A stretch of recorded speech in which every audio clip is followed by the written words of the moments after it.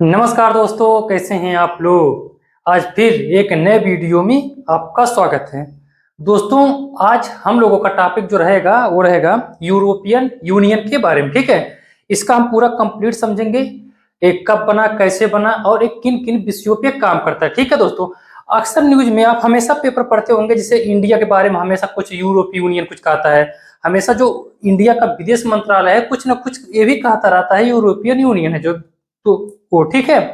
तो हम पूरी डिटेल में समझेंगे दोस्तों कि ये यूरोपीय यूनियन संघ जो है कब इसका स्थापना हुआ, कैसे काम करता है और कितने इसके मेंबर हैं। ठीक है, जो विश्व के प्रमुख संगठन है लगभग हमने कंप्लीट करवा दिया है और ये लास्ट वीडियो। ठीक है, जो विश्व के प्रमुख संगठन है दोस्तों, ये लास्ट वीडियो है आपका यूरोपीय यूनियन या यूरोपीय संघ के बारे में। ठीक है, आप लोग वीडियो ध्यान से देखते रहिए, बड़े ही आसानी से समझ में आ जाएगा। ठीक है, अपना क्या टॉपिक रहेगा दोस्तों, यूरोपीय संघ या यूरोपीय यूनियन। ठीक है, अब देखिए ये यूरोपीय यूनियन तो अब नाम पड़ा, यानी 1993 जाकर के ये यूरोपीय यूनियन हो गया। लेकिन दोस्तों पहले पहले इसका नाम अलग था। इसका नाम पहले क्या था, पहले देखिए यहाँ पे स्थापना इसका कब हुआ था दोस्तों, 1998 में। ठीक है, 98 नहीं 58, स्थापना इसका 1958 में हुआ था। तब इसका नाम जो था 1958 में, तो उतने समय नाम था दोस्तों यूरोपीय यूरोपीय आर्थिक सहायक। ठीक, यूरोपीय आर्थिक सहायक, यानी जब इसका दोस्तों स्थापना हुआ था, इसका स्थापना जब 1958 में हुआ था, तो इसका नाम था यूरोपीय आर्थिक सहायक। ठीक है, अब ये चलता रहा दोस्तों, चलता रहा। अच्छा, इसका मेन उद्देश्य क्या था दोस्तों, इसका जो गठन होने का मेन उद्देश्य क्या था कि 1945 में, देखेंगे ध्यान देंगे दोस्तों, 1945 में आपका द्वितीय विश्व युद्ध समाप्त हुआ था। ठीक है, 1945 में आपका द्वितीय विश्व युद्ध समाप्त हुआ था। और द्वितीय विश्व युद्ध में यानी वर्ल्ड वार 2 में दोस्तों अगर देखेंगे तो सबसे ज्यादा इसमें डैमेज यानी बर्बाद जो हुए थे वो यूरोप के ही मेंबर थे, यूरोप कंट्री थे। ठीक है, ज्यादातर यूरोप के ही देश थे कि इसमें भाग लिए थे, शामिल थे और ज्यादातर बर्बाद भी हुए थे। जब द्वितीय विश्व युद्ध दोस्तों समाप्त हुआ तो उसके बाद से सारे देश बिखर गए थे। उसको एकजुट करना, उसको एकता लाना, ये यूरोपीय आर्थिक सहायता का एक गठन किया गया था। ठीक है, गठन किया गया था 1958 में। इसका हेडक्वार्टर है कहाँ पे है दोस्तों, ब्रुसेल्स बेल्जियम में है। आपको पता होना चाहिए बेल्जियम में भी बहुत ज्यादा संगठनों का मुख्यालय है। ठीक है, सदस्य देश कितने हैं दोस्तों, 27 सदस्य हैं। पहले 28 सदस्य थे, 2020 के पहले 28 मेंबर थे। लेकिन जनवरी 2020 में ब्रिटेन दोस्तों, ब्रिटेन जब बोरिस जॉनसन बना था, बोरिस जॉनसन पहले ऐलान भी कर दिया था कि अगर हम बनेंगे प्रधानमंत्री तो यूरोपीय यूनियन से अपने देश को हम बाहर कर लेंगे, यानी उस संगठन से हम बाहर हो जाएंगे। तो पहले 2020 के पहले 28 मेंबर थे, लेकिन प्रेजेंट में 27 मेंबर हैं। जनवरी 2020 में ब्रिटेन इस संघ से बाहर हो गया। ठीक, आप अपने खोपड़ी में बैठा लेना है, क्वेश्चन ये पूछ सकता है। ठीक है दोस्तों, कि कौन सा मेंबर यूरोपीय यूनियन से बाहर हो गया 2020 में, तो ब्रिटेन हो गया। ठीक है, अब देखिए इसका गठन कब किया गया था, कब कैसे क्या है, यहाँ पे लिखा हुआ हमने। द्वितीय विश्व युद्ध समाप्ति के बाद पश्चिमी यूरोप के देशों में एकता के पक्ष में माहौल बनाना था। ठीक है, माहौल बनाना था, क्योंकि दोस्तों जान ही रहे होंगे बहुत ज्यादा बर्बाद हो गए थे। पूरी आर्थिक, चाहे आर्थिक देखेंगे, राजनीतिक देखेंगे, पूरी तरह से उनकी अर्थव्यवस्था बर्बाद हो गया था, चौपट हो गया था। ठीक है, द्वितीय विश्व युद्ध में। तो इनको मतलब एक साथ लाना, एक माहौल बनाना, एक साथ हम लोग रहेंगे तो बड़ी ही तेजी से व्यापार करेंगे, आपस में व्यापार करेंगे। और जो गरीब रहेगा, जो बहुत ज्यादा बर्बाद हो गया, उसको हम सहायता करेंगे, आर्थिक सहायता करेंगे, ताकि वो धीरे धीरे अपना अर्थव्यवस्था मजबूत कर सके। ठीक, ये था।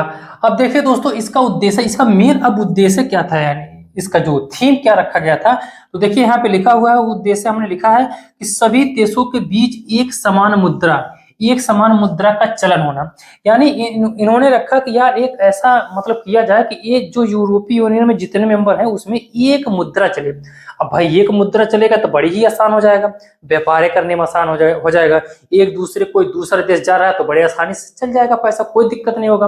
आप जान ही रहे होंगे, हम लोग चाहे बांग्लादेश जाते हैं या ज्यादातर इंडियन नेपाल में जाते हैं, तो नेपाल में जब जाएंगे तो आपको नेपाल में जब जाएंगे तो आपको नेपाली रुपये यानी चेंज करना होता है। तो ऐसे यहाँ पे भाई अब 27 कंट्री ऐसे हैं कि जो वहां पे सब सेमी मुद्रा चलता है, यूरो मुद्रा चलता है। तो वहां पे कोई दिक्कत नहीं होती है, व्यापार बड़े ही आसानी से होता है। तो सभी देशों के बीच एक समान मुद्रा का चलन करना। मुद्रा कौन सा है दोस्तों? यूरो मुद्रा है, ध्यान देंगे, यूरो मुद्रा है। यूरो मुद्रा है दोस्तों। मेंबर तो 27 है, 27 मेंबर इसको नहीं मतलब नहीं माने हैं। इसमें 19 मेंबर यानी 19 कंट्री ऐसे हैं जो अपने देश में शामिल किए हैं यूरो मुद्रा।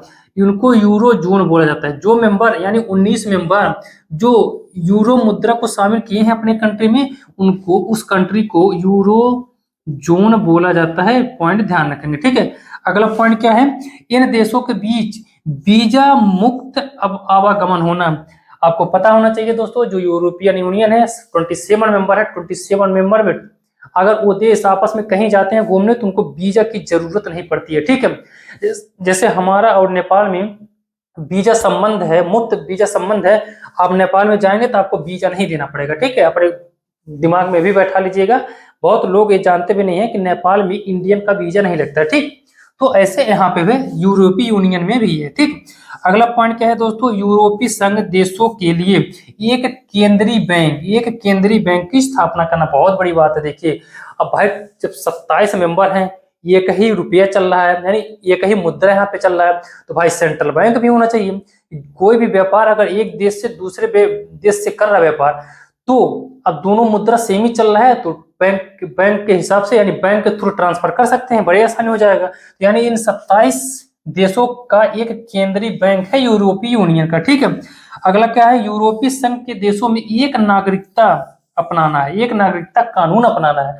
यानी जो कानून यानी हमारे नागरिक जो हैं, जो जनता है, जो जनता के ऊपर हमारी कानून हमारे देश में लागू है, वही कानून सेम कानून जो यूरोपीय यूनियन का मेंबर है उस देश में भी लागू होगा। यानी नागरिक कानून पूरे 27 देश में सेम लागू हुआ है। केंद्रीय बैंक पूरे 27 देशों में एक ही बैंक है। वीजा मुक्त 27 देशों में है। मुद्रा कर चलन यानी ये मुद्रा का चलन था कि एक ही मुद्रा यानी यूरो नामक का मुद्रा जो था ये अपनाई जाए पूरी तरह से, ठीक है। लेकिन इसमें से 19 मेंबर ही अपनाए हैं। अब देखिए दोस्तों, जो 1958 में इसका स्थापना हुआ था, ये इसका स्थापना हुआ था यूरोपीय आर्थिक सहायक। लेकिन भाई प्रेजेंट में देखेंगे तो यूरोपीय संघ या यूरोपीय यूनियन कहते हैं। तो ये 1993 में, ठीक है, 1993 में इसको आधुनिक बनाया गया, ठीक है। इसका यानी यूरोपीय आर्थिक सहायक का नाम चेंज करके 1 नवंबर 1993 में मास्ट्रिच यहाँ पे लिखा है मास्ट्रिक्ट संधि के तहत यूरोपीय संघ या यूरोपीय यूनियन का स्थापना किया गया, ठीक है। कुछ संत यहाँ पे है, हमने लिख रखा है, वो आपसे क्वेश्चन पूछ सकता है दोस्तों। रोम की संधि 1958 यानी रोम की संधि के तहत 1958 में यूरोपीय आर्थिक सहायक का स्थापना किया गया था। अगला क्या है दोस्तों? एकल यूरोपीय अधिनियम 1987 में। ये यानी जितने अधिनियम है इसमें कभी न कभी बदलाव किया गया, इसीलिए ये अधिनियम था, ठीक है। अब इसमें से सबसे इंपॉर्टेंट आता है दोस्तों आपका मास्ट्रिच की संधि, ठीक है। 1 नवंबर 1993 में क्वेश्चन पूछ सकता है दोस्तों। इसमें टेक्नोलॉजी अपनाई गई, आधुनिकता अपनाई गई, बहुत सारी चीजें इसमें बदलाव किए गए मास्ट्रिच की संधि में 1 नवंबर 1993 में। अब देखिए इसमें क्या क्या अपनाया गया। यूरोपीय संसद यानी इन 27 देशों का खैर पहले 28 देश होते थे, ठीक है, लेकिन 2020 में ये 27 देश हो गए। तो 27 देशों का एक ही संसद होगा। आपको पता होना चाहिए कि इंडिया में अगर कुछ होता है, कुछ बवाल होता है या अल्पसंख्यक या मुस्लिम के लोग लेकर के, तो यूरोपीय संसद होता है, कुछ बोलता है। तो यानी ये जो यूरोपीय संसद दोस्तों वो 27 देशों का मुख्य है, ठीक है। 27 देशों का ही एक ही यूरोपीय संसद है। यूरोपीय न्यायालय है दोस्तों, देखिए यहाँ पे कोर्ट भी है। यूरोपीय सेंट्रल बैंक है, सेंट्रल बैंक के बारे में हमने बता दिया। यानी यूरोपीय यूनियन का एक सेंट्रल बैंक है 27 देशों का, एक न्यायालय कोर्ट है 27 देशों का, उसके बाद से इनका 27 देशों का संसद भी है, ठीक है। आर्थिक और राजनीतिक तौर पे दोस्तों आर्थिक और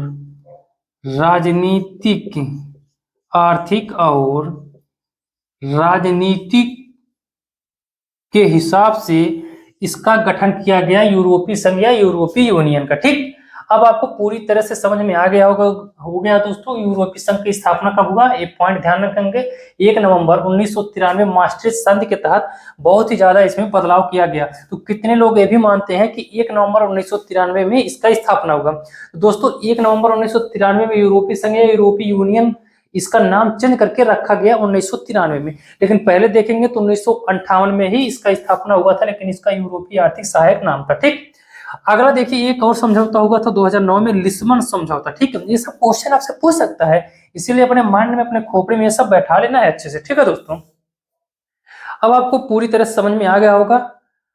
अगर दोस्तों आपको समझ में आ गया होगा तो आप कमेंट करें, सब्सक्राइब करें और चैनल को आगे बढ़ाते रहें। ठीक है, आज के लिए बस इतना ही, अगले वीडियो में फिर मिलते हैं किसी टॉपिक के साथ। धन्यवाद।